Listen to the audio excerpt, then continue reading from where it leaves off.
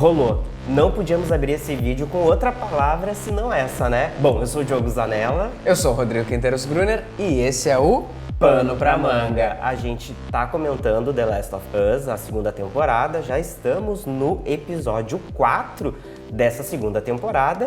Exatamente, o episódio One Day. E é o episódio que muda tudo, podemos dizer assim, né? Muda bastante coisa, né? Na verdade, é um episódio que traz um momento muito aguardado, né? A gente tem nessa segunda temporada a Dina, que é uma personagem nova, que não tem na primeira, né? E a grande espera dessa segunda temporada, pelo menos pra mim, era quando que ia rolar o beijo. Não o beijo, né? Mas quando que ia rolar o vamos ver ali entre a Ellie e a Dina, que tinham já se beijado num baile de Réveillon, né? Mas tinha sido ali só uma coisa bem breve. E eu não esperava que fosse tão cedo, né? Eu esperava que eles iam segurar lá pro fim da temporada, mas as coisas estão andando. Com a morte do Joe tão cedo, a gente tinha que ter coisas novas e também, né, uma nova narrativa que nos guiasse e também nos prendesse nessa história. Eu acredito que a Dina foi uma ótima escolha. Por aqui a gente traz spoiler, né? A gente já deixa avisado muito antes. Exato. E o ponto alto, eu acho, foi uma coisa rápida que a gente também não esperava, mas o ponto alto é que, além de tudo, a Dina tá grávida. E isso vai mexer com toda a história, sem nenhuma dúvida. E muito inesperado, né? Eu não imaginava e ela já dava sinais, a gente que não percebeu, né? Os enjoos, né? Claro. Desde o episódio anterior, eu acho, né? E quando tudo que ela já tinha visto antes, ela vê aquela cena ali, eu vi ela enjoar, eu pensei, mas gente, essa menina já matou aquele monte de fungo, vai vomitar por causa disso?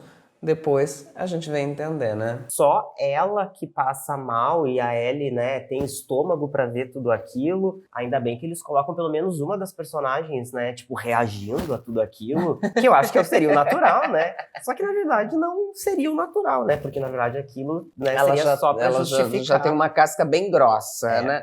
Começa tudo com a chegada em Seattle. Das duas, né? Exatamente. Elas chegam, né, numa Seattle devastada, tomada por natureza, e ali com marcas de uma guerra entre, né, a Washington Liberation Front e os Serafitas, que apareceram de surpresa no episódio passado e agora já ganharam bastante espaço. Pois é, e sabe que isso eu acho bem confuso, bem difícil de entender. Queria pedir ajuda pra vocês aí que são viciados na série que nem a gente. E os gamers. E os gamers. Que jogam também, né? Porque assim, eu confesso pra vocês que eu demorei assim pra assimilar a diferença entre a Fedra e a Washington Liberation Front, né? Ou a Frente pela Libertação, enfim. Mas a real é que eles são dois grupos distintos, né? Com ideologias e métodos diferentes, embora ambos exerçam poder em ambiente, né, de caos, né? Mas assim, eu dei uma pesquisada e a Fedra, né, a Federal Disaster Response Agency, ela tem uma origem do governo dos Estados Unidos, antes do colapso, né? E depois do surto da pandemia, virou uma organização militar autoritária, né, que controla as zonas de quarentena. E a Washington Liberation Front foi criada em Seattle, né, por civis e ex-militares que se rebelaram contra a Fedra local e tem o objetivo de derrubar a Fedra. Mas por que eu estou fazendo toda essa distinção entre uma coisa e outra? Qual delas, afinal, é o lado bom e o lado ruim da história? Porque agora parece que todos eles são vilões, né? Inclusive, o episódio, depois que aparece a chegada da Ellie e da Dina, aparece já o Isaac, que é um comandante ali da Fedra, que decide mudar de lado, né? E passa para Washington Liberation Front. Exatamente. Só que ambos são grupos que não estão lutando por uma coisa legal, né? É aquela coisa, né? De uma terra de ninguém, o que todo mundo quer? Poder. Todos os grupos ali que sobreviveram. E eu acho até uma coisa que me estranha um pouco, né? A gente vê esse episódio, principalmente no começo, a gente vê todos eles ali agindo de forma tão natural entre os grupos, e a gente até esquece da questão dos contaminados, de que pode surgir algum contaminado, todo mundo fazendo barulho, pisando do jeito que quer, elas entram na loja de música, fazem barulho, fazem um som ali, coisa mais linda a cena, aliás, da Ellie tocando, mas ali eu sinto falta disso, parece que, poxa, eu tava fazendo barulho antes, não podia nem pisar no chão direito, sabe? Mas nesse mundo ali, eu acho que tá todo mundo brigando por poder. Quem sobreviveu se une em grupo e tem que ser o grupo comandante, entendeu? Sim. No que acredita. Sim. Como é o mundo, de certa forma, né, gente? E uma coisa que eu fiquei me perguntando também foi por que o Isaac escolheu aquele soldado pra Aquele sobreviver. soldado, ele chega a falar ali antes de descer, ele chega a falar, mas por que vocês chamam as pessoas de... Ele questiona. Exato, ele questiona, ele tem questionamento já dentro ali da Fedra, então ele acaba vendo um potencial desertor da Fedra e potencial integrante ali dos lobos. Mas ele explica aquela situação ali como se a Fedra fosse do tipo o que restou do governo, a gente... apesar, né, de ser o que sobrou do governo, tirou o direito deles de votar, então a gente zoa eles por isso, como se fosse o lado, né, que vai...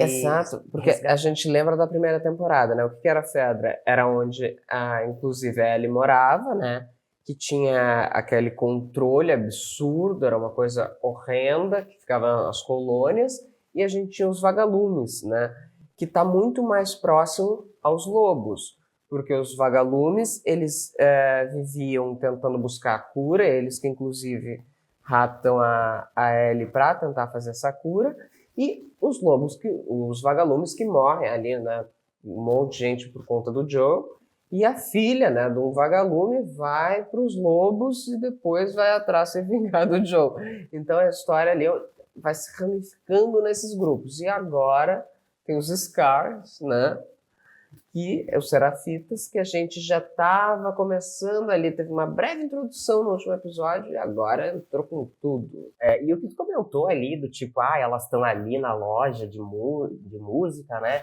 E aí a Ellie começa a cantar, parece que ninguém tem medo mais de nada.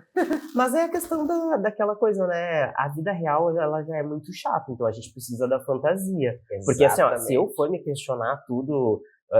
o que é verossímil ou não, porque eu confesso pra vocês, eu passo o episódio inteiro me perguntando assim, coisas do tipo, mas como que eles ainda têm gasolina, combustível pro tanque lá, pros veículos, e munição, da onde vem tanta munição, né, que não acaba nunca, né? É que sobrou muito pouca gente na Terra, tem que lembrar disso. Bom, mas eu acho que eles exploram esses conflitos de uma forma muito bem equilibrada no episódio. Ao mesmo tempo que a gente tem ali o romance das duas, essa cumplicidade que se cria entre as duas, que é uma nova dupla, né, que a gente tinha antes da Ellie com o Joe, a gente tem agora da Ellie com a Dina. E uma coisa muito importante aconteceu.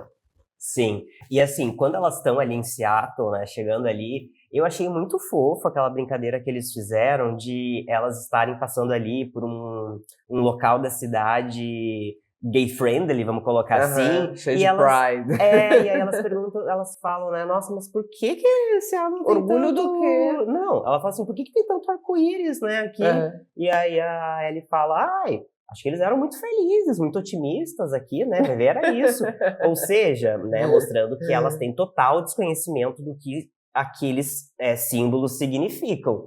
Inclusive, na jaqueta da Dina tem meio que um arco-íris, assim, também, né? Sim. Só que ao mesmo tempo que eu achei fofo isso, essa inocência delas diante de coisas do mundo pré-pandemia, pré-apocalipse, né? Elas, né?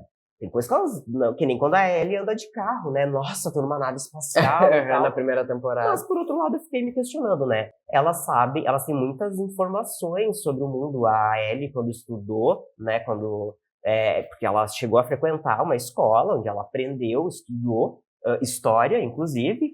Então, né? Por que é essa informação que parece uma coisa tão que não passaria desapercebida, né, principalmente para uma menina que se descobre lésbica, como que ela nunca ouviu falar de arco-íris, de símbolo gay, né, sendo que ela logo em A seguida... Fedra era muito rígida, isso que eu acredito. Não, e sendo que logo em seguida ela fala que sabe aquele rolê da missão Apollo 1, dos Exatamente, astronautas, ou exatamente. seja, ela sabe um pouco da história do mundo, né? Exato. Isso eu acho que vem dos quadrinhos, que é da paixão dos quadrinhos, ali dela ter o sonho de ir pra Lua, que era o sonho dela, que ela falava na primeira temporada, isso eu acho que já foi pro espaço, esse sonho. Mas o que eu achei mais incrível foi a descoberta da Dina de que a Ellie, ela é imune. Sim. Isso é incrível. Foi de um jeito muito bonito, né? Porque a Ellie tava, tipo, dando a vida, né? Pela Dina. Exato, e acabou dando a vida. salvando realmente a Dina, salvando né? a vida. E, claro, a Dina ali, a gente tem um momento de tensão, que ela chega, né, a ameaçar a Ellie. E ali a gente descobre entre as duas essa cumplicidade, porque só quem sabia, eu acho que quem sabe e tá, né, ainda tá vivo, é o Tommy, o irmão do Joe, que eu acho que é a única pessoa viva que sabia dessa imunidade. Agora elas criam um laço ainda maior, né? Mas essa informação compartilhada não foi por lealdade da Ellie, né? Foi porque ela precisava explicar que não precisava ser morta, que ela era imune e, portanto, ela não ia virar uma infectada que precisava ser eliminada. Então foi sobrevivência também que ela contou. Mas foi uma troca de segredos. Uma com toda a imunidade, a outra com toda a gravidez. Ali foi muito bonito, eu acho. Inclusive vindo, né, com a própria Ellie falando, eu vou ser pai, a gente vai ser uma família. Então ali a gente já cria um novo universo dentro dessa história. E eu acredito que os gamers tenham ficado bem felizes com esse episódio. Por mais que tenha tido bastante drama, bastante história, teve bastante ação. Sim, teve muitas cenas que remetem muito, pelo menos eu acho que remetem muito ao jogo de videogame, né? Elas pulando ali, entrando naquele metrô abandonado ali. E atravessando desafios, né? Nós não jogamos, tá? Então não temos propriedade para falar, mas essa informação. Mas a gente nunca jogamos esse jogo, né? Exatamente. Mas já temos experiência em outros jogos de videogame, então a gente sabe quando tem referência ali a coisa de videogame mesmo, né? Quando dá a entender, a gente mais ou menos tem, exatamente. Bom, eu acredito que o desenvolvimento dos personagens continua num ritmo incrível, muito bom. Eu acho que a gente vai tá entendendo cada vez mais onde essa guerra pode parar e como o mundo estava fora de Jackson, porque a gente estava preso, né, todo esse tempo. Eu acho que e agora a gente está tendo uma noção do que existe fora, né, o que tem de novo nesse lado externo. Vamos seguir acompanhando a jornada das duas, então, em busca, né, da Abby, né, na captura aí nessa vingança, e agora com essa... Mais um episódio que essa safada não me aparece. Exato, e agora com uma condição a mais que nem a própria Ellie falou, né, agora é diferente. Você quer que eu vá, quer ficar aqui num lugar seguro, porque por mais que óbvio, né, que o bebê é do Jesse, né, a Ellie já se sente parte dessa família e meio que uma das mães, mãe/pai, como ela falou brincando, né, agora eu vou ser pai. Enfim, eu acho que elas vão acabar formando uma família mesmo com essa criança, né? Exatamente. Agora basta continuar assistindo e a gente tá ansioso pelo 5º episódio, que sai semana que vem. Deixa aqui embaixo o que vocês estão achando. Curte o vídeo, não esquece de hypar também. E o comentário de vocês é sempre importante. Gente, me conta aqui se vocês também acharam fofa essa declaração aí das duas, tudo que vocês acharam desse episódio, que eu achei um bom episódio. Um bom episódio. Agora a gente vai ouvir Take On Me aqui também. Com certeza. Um beijo e até o próximo vídeo.